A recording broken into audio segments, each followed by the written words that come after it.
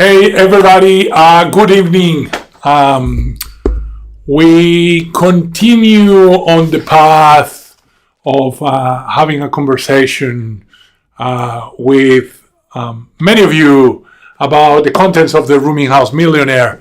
And today particularly I wanted to talk about something really important in the book. It's an exciting part of the book. It was exciting to write. It's an area of the book where I, as an investor, have a very different set of views, sometimes a little bit controversial, but certainly very different to what a lot of people out there think and say around the place, I guess. So, and again, let me get my trusty little kind of setup here kind of going so we can go. So today we're actually going to talk about finding and keeping great tenants because it's important, obviously, that if you're going to invest in rooming houses, we understand who's going to live in these places and how do you find them and how do you make sure to stay there. Because ultimately an empty rooming house obviously doesn't provide any return. So for those of you who don't know me, my name is Henry Villa. I'm the author of The Rooming House Millionaire. It's a book that I've written that has everything I know on every key element of investing in high cash flow properties, particularly in rooming houses. How we've done it, how I've done it. I obviously have all the experience that not only I have as an investor, but also that sort of the team has got here at Stone Horizon by designing, building, and operating rooming houses for lots and lots of investors. But again, today we're going to talk about finding and keeping great tenants. And there's a few elements that I kind of cover here in the book. It's in chapter 8. And again, I thought instead of just reading the book or just covering exactly what it is, you can, obviously get the book at Amazon and, get the Kindle version at the moment is like pretty cheap. So there's no real reason why you couldn't get access to kind of that information. And obviously we're going to be covering a lot of that kind of later on and in the launch event that we have kind of coming up pretty shortly. If you haven't heard about it, it'll be around this video somewhere, not in the actual video, but in whatever channel you're seeing this in. This is going to obviously YouTube and LinkedIn and Facebook and Instagram. In all of those platforms, you find information about the launch event. You can register, you can attend online or in person if you prefer. And I just been pointed yesterday, we actually had to order more books because someone here in the team made me realize yesterday that I had promised a book to anyone who shows up for the event. And maybe hopefully it's a bit of a bribe, an ethical bribe to be able to get you to kind of share kind of the moment and the night with me. Going back to tenants, there are 4 types of tenants that we see in rooming houses. And again, we've done presentations about these before, somewhere around here, and in particular in our YouTube channel. You'll get all the information of that presentation. It's a pretty long presentation, covers in detail each of the 4 styles of tenants that we see in many rooming houses. So I'm going to quickly go over them, but not in a huge amount of detail, just to set the scene a little bit. And then we'll talk about some of the other stuff that is kind of covered in the book. So the first type of tenant is students. And we put it first because it's the first one that everyone thinks about. Everyone thinks when they're thinking rooming houses, they're probably thinking, share accommodation, student accommodation, university dorms for those of us who went to university overseas, and a number of other things that sometimes are sort of kind of covered by that type of accommodation. Listen, students are a well-known market. It's a little bit restrictive because obviously you need to be close to a university. We do have quite a number of projects that we're building at the moment close to universities, and they're going to work great. But it's more limited than the broader market. It doesn't work for everybody. It doesn't work everywhere. You need, again, the right type of product and the right type of placing, the right type of location. Some of these things will become a little bit of a theme through the conversation today. So we'll start there. Now, the second group that everybody thinks it's welfare recipients, right? It's actually slightly different order to the ones we're covering in the book, but welfare recipients, everyone thinks about it because of the big stigma that are often associated with rooming houses. A lot of people think of not very nice things. They think of these dodgy, overcrowded, dirty places where people kind of stay there and with all sorts of behavioral problems. We're obviously talking about a very different concept of rooming houses. It's one of the points that we keep pushing all along.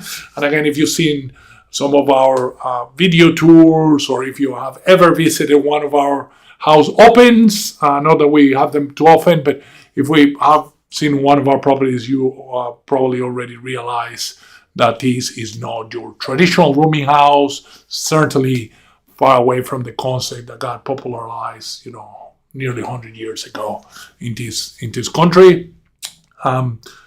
But there are properties and there are people and there are investors who choose deliberately to target welfare recipients, sometimes out of a sense of social commitment to make a change, sometimes just as a kind of way of just maximizing the return of the property.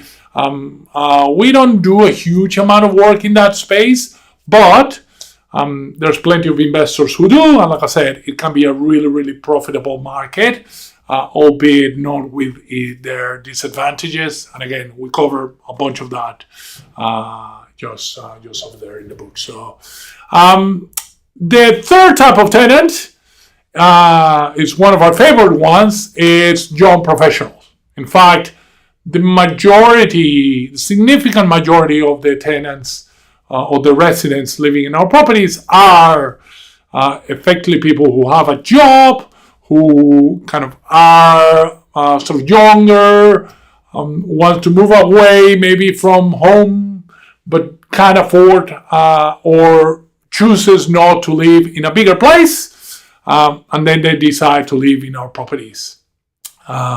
It is probably the golden standard in terms of tenant. It's that unicorn that everyone's chasing, but not everyone, unfortunately, is able to kind of get. And I'll talk about why in just a second. And then finally, the last group, which is fairly compatible with this last one, is single retirees. It's people who, on the later stage of their lives, find themselves living alone, or maybe the kids have grown up, maybe they realize they don't need the big house, or they can't maintain the big house, maybe they realize that they don't really like the person they've been living with all these years, and they find themselves late in life on their own, and living in a property like the ones we build is a good way of not only extending how long the money can kind of last, but also getting some social connections and some high quality living that doesn't require a huge maintenance. Now, the question that immediately comes to mind for most people is, where do you find these tenants, right? Do you publish in realestate.com.au? Do you publish in this portal or that portal? Do you put ads on this place or that place? And listen, the reality is that we have a range of different channels that we find our tenants through. It's probably, last counting, is probably 7 or 8 main portals, and there's probably another dozen of other portals that we that we use at different stages and in different places to be able to source the tenants, identify the right people, and then ultimately help them to move into kind of some of our properties. The reality is that doesn't matter where you get the tenants. That's no good if you can't keep them, if they don't stay with you for long, if ultimately you are not quite maintaining them happy, right? And that's why we have this concept called tenant experience or resident experience.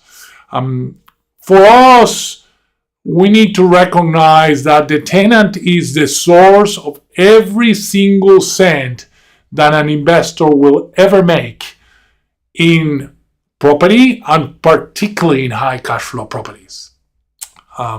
So we have organized our strategy, my personal strategy as an investor, and the strategy of a lot of Stone Horizon clients around making sure that tenants have the best experience that they can have in a product of this type. Obviously, higher quality product attracts a higher quality tenant. But also, it's not just about the building, it's about the whole experience. So we've been doing a lot of work, particularly with some of our overseas research trips. I have family in Florida, which is probably the prime place where people rent by choice, where people have a whole bunch of options, but they still need a place to live that they choose to rent rather than buy. Same thing in places like New York City, although New York City is more people rent because there's no real alternative. But what you get is you get a whole bunch of operators who have made it part of their value proposition to be able to ultimately attract the right tenants and keep them happy.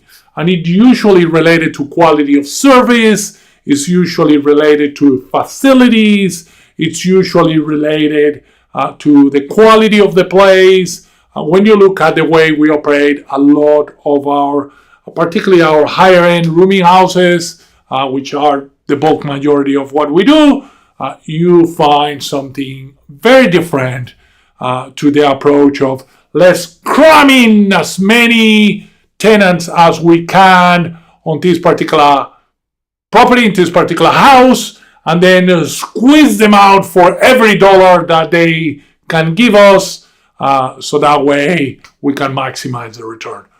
We don't quite believe in that philosophy. I personally, as an investor, don't quite believe in that philosophy. And in the Rooming House Millionaire, you'll see a very different approach to how to manage tenants, a very different approach to how to deal and keep them happy and make sure they stay for longer. So ultimately, a happy tenant stays for longer, takes care of the place better, and ultimately will provide you with much better returns.